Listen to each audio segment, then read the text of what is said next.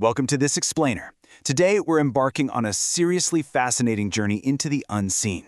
We're going to impartially explore the rich theological and occult history of jinn, demons, and magic, exactly as they're described in ancient Islamic texts, historical grimoires, and theological commentaries. Now, we aren't here to take any religious sides or debate anyone's personal beliefs.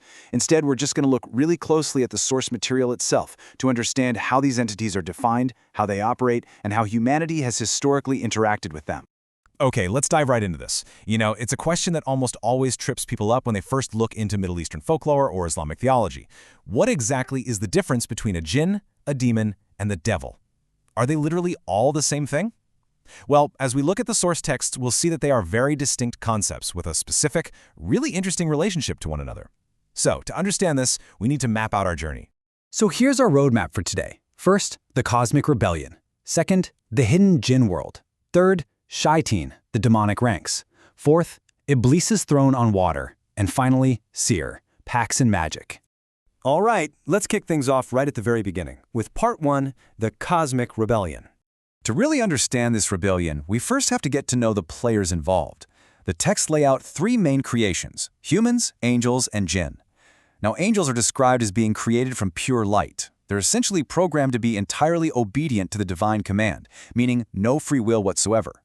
Jinn, on the other hand, are created from a smokeless, scorching fire.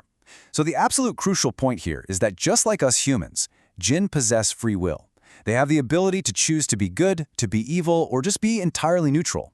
And honestly, this rule of free will, it's the whole foundation for the massive cosmic drama that comes next. The sequence of this cosmic drama actually unfolds pretty rapidly. According to Quranic sources, at the dawn of time, Adam is created from clay. Right after this, Allah issues a massive command. All the angels absolutely must bow down in respect to this brand new human creation. And because angels don't have free will, they all obey immediately. But then comes the defiance. A being named Iblis, who was elevated among the angels but was technically a jinn, uses his free will to just flat out refuse the command. This single monumental act of disobedience leads directly to the fall, his ultimate expulsion and his eternal curse. And the texts actually give us the exact reasoning behind this defiance, and man, it is just dripping with dramatic arrogance. When he's asked why he refused to bow, Iblis says, "I am better than he. You created me from fire and him from clay." This quote perfectly illustrates his fatal flaw, just immense, blinding pride. He literally views fire as a far superior element to dirt and clay. This is the precise theatrical moment he becomes the ultimate outcast, the adversary, the entity we now know as the devil. Let's move on to our next section and see how this builds into the world we supposedly inhabit today. Welcome to Part 2, the Hidden Jinn World. So after the dawn of time, the texts describe this incredibly complex parallel existence. The very word jinn comes from an Arabic root that literally means concealed or hidden. Think of it like a fetus hidden in the womb, or how the darkness of night completely covers a landscape. These beings are fundamentally defined by their invisibility to us. The mechanics of their existence basically dictate that while they inhabit this parallel dimension and can see us perfectly clearly, our human eyes are physically incapable of seeing them in their true original form. No way around it. And make no mistake, this isn't just some minor, overlooked footnote in the source material. The statistical emphasis in the Quran is actually really striking. The term jinn is mentioned 22 times. The plural for demons, satans or shayateen, pops up 17 times. And the singular Satan, or shaitan, is mentioned a staggering 68 times. There's literally an entire chapter dedicated just to the jinn. So the texts are placing an immense amount of weight on the reality and the everyday influence of these unseen entities. Now, what I find truly fascinating here is how surprisingly mundane their daily lives are described to be. They aren't just these floating ethereal ghosts. The texts tell us they actually eat and drink, specifically that the bones we discard and the dung of our livestock actually serve as provisions for them and their animals. Yeah, you heard that right. They ride animals, just like we do. They have different religious sects, varying societal rules, and full-blown communities. And they can travel vast distances at extreme mind-bending speeds. So, aside from being made of scorching fire and being completely invisible, their societal structure actually mirrors ours in some really bizarre ways. Which brings us to Part 3, Shayateen, the demonic ranks. Okay, so because jinn have free will, they can be good, neutral, or just incredibly evil. When they do become corrupted and decide to ally with Iblis, they don't just run wild. They're systematically classified into a highly structured demonic hierarchy. At the base level, jinni is really just the general term. Then you have an Amir, which is a spirit that actually dwells inside a human house. Arwah are the ones that specifically interact with children, but when a jinn becomes truly wicked, it earns the title Shaitan, a devil. If it grows even more rebellious and dangerous, it ranks up to a Marid. And at the absolute pinnacle of threat levels sits the Ifrit, literally the strongest, the worst, and the most terrifying class of these dark entities for sure. So how exactly are all these ranks deployed? Let's check out Part 4, Iblis's Throne on Water.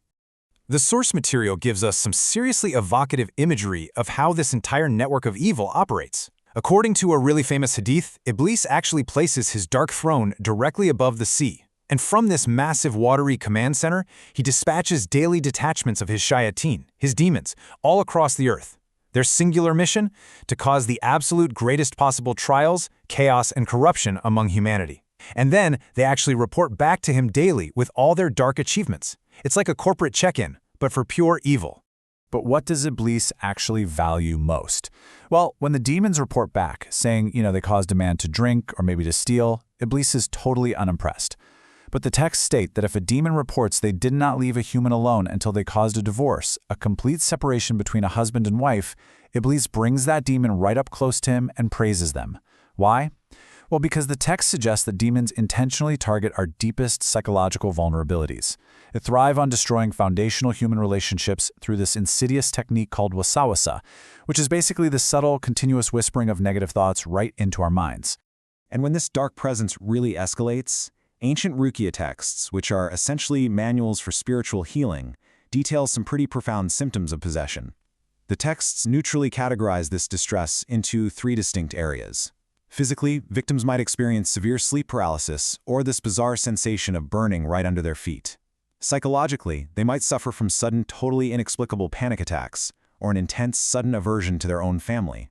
And visually, the texts describe victims seeing these fast-moving black shadows darting from the corners of their eyes, or suffering from recurring nightmares where they're being violently chased by aggressive animals, like black dogs or snakes. It's pretty heavy stuff. And that leads us to our final act, Part 5, Sihir, Pacts, and Magic. So what actually happens when a human wants to interact with these forces? The sources define this deliberate interaction as sihir, which translates to magic or sorcery. But the texts are crystal clear here. We are not talking about simple illusions or pulling a rabbit out of a top hat. Sihir is strictly defined as an act where proximity to a shaitan, a devil, is actively gained. It is only by virtue of the demon's direct aid that the unnatural act is achieved at all. So fundamentally, it's a dark, highly dangerous pact. The actual mechanics of this sorcery are laid out very clearly in historical grimoires and theological warnings. Step 1 requires the sorcerer to utter incantations of absolute disbelief, basically committing the ultimate sin of polytheism just to please the jinn. Step 2 involves offering up these grotesque sacrifices or giving perpetual praise directly to these demons. Only then, in Step 3, does the sorcerer actually receive aid. But wait, the texts warn that this aid is mostly just illusions, half-truths, and false information anyway. In reality, the sorcerer just becomes completely exhausted, forever subservient to the endless, escalating demands of the very jinn they summoned. This whole dynamic is wonderfully captured in Western literature that analyzes these Eastern occult practices. The writer Daniel Defoe, when writing about the historical Arabian magician Ali al-Brahazan, noted that the magician was incredibly proud of his visions. But Defoe writes, he was all this while conversing with the devil, and that the new friendship he had engaged in was neither less or more than an immediate correspondence with hell.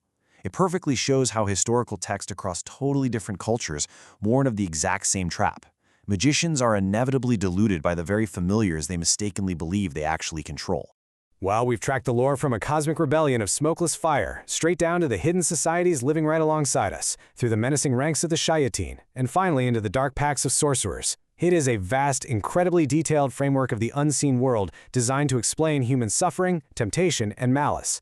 So I'll leave you with this provocative thought to ponder. If these ancient texts are right, and these unseen forces really do exploit our deepest vulnerabilities, whispering from the shadows to thrive on hidden influence, what is truly shaping our reality? Thanks for joining me on this explainer. Keep asking those big questions, and I'll see you next time.